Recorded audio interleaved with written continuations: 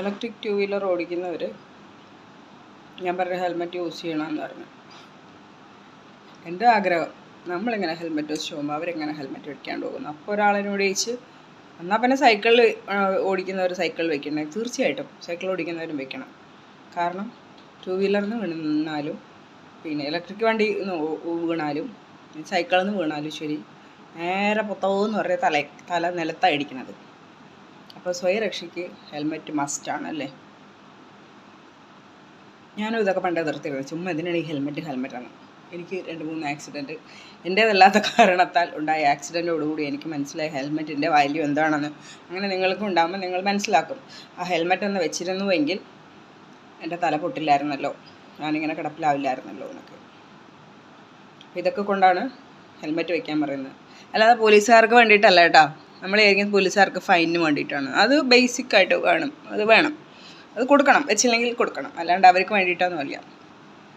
Helmet വയ്ക്കുന്ന അത്രയും കട്ടിയുള്ള സംഭവം കിടുക വാങ്ങി വയ്ക്കുന്നത്. വീണ് കഴിഞ്ഞാൽ നമ്മുടെ തല സൂപ്പറാവാനാണ്.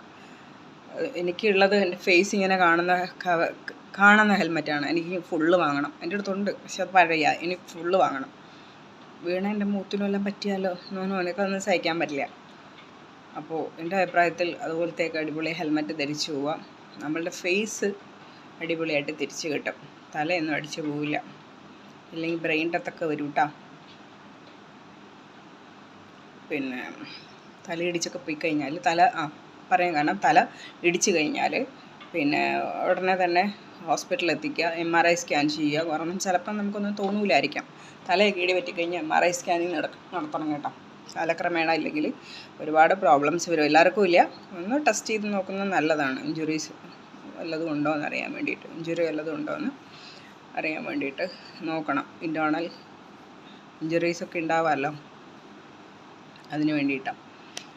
പിന്നെ അത് നമ്മളങ്ങോട്ട് ചോദിക്കുകയാണ് ചെയ്യേണ്ടത്. ചിലപ്പോൾ ഡോക്ടർമാർ പറയും വേണ്ട എന്ന് പറയും. എന്നാലും നമ്മുടെ ഒരു സമാധാനത്തിന് MRI ചെയ്യുന്നത് നല്ലതായിരിക്കും. അപ്പോൾ വീഴുന്നവർ മുല്ലപ്പൂവിൻ്റെ പെർഫ്യൂം സിബി വേണം, മുല്ലപ്പൂവിൻ്റെ പെർഫ്യൂം.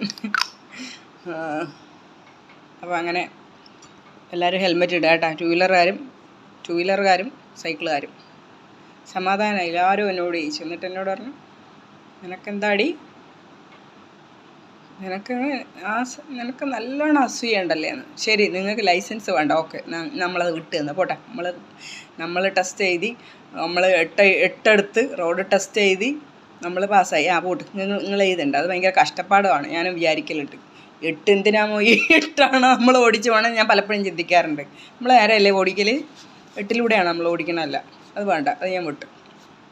പക്ഷേങ്കിൽ ഹെൽമെറ്റ് ഞാൻ സപ്പോർട്ട് ചെയ്യില്ല കേട്ടോ. ഹെൽമെറ്റ് വയ്ക്കാനേ പറയുള്ളൂ. പ്ലീസ് എല്ലാവരും ഹെൽമെറ്റ് വയ്ക്കണം കേട്ടോ. പ്രോപ്പറായിട്ട് ഹെൽമെറ്റ് മാത്രം വെച്ചാൽ പോരാ, ആ ബെൽറ്റും കൂടെ ഇടണം. അത് പിന്നെ സിനിമ കാണാൻ വെച്ചേക്കണമല്ല, അത് തെറിച്ച് വീണതെല്ലാം അങ്ങ് പോകും. അതിൻ്റെയാണ് ഇത് ലോക്ക് ഇടാൻ പറയുന്നത്. ലോക്ക് സിസ്റ്റം വെക്കണം, അതിനും കൂടെ ഫൈൻ അടിപ്പിക്കണം. അതില്ലേ ദൈവമേ, ഇത് സർക്കാരിൻ്റെ ചെവിയിലങ്ങ് എത്തിക്കും മതി.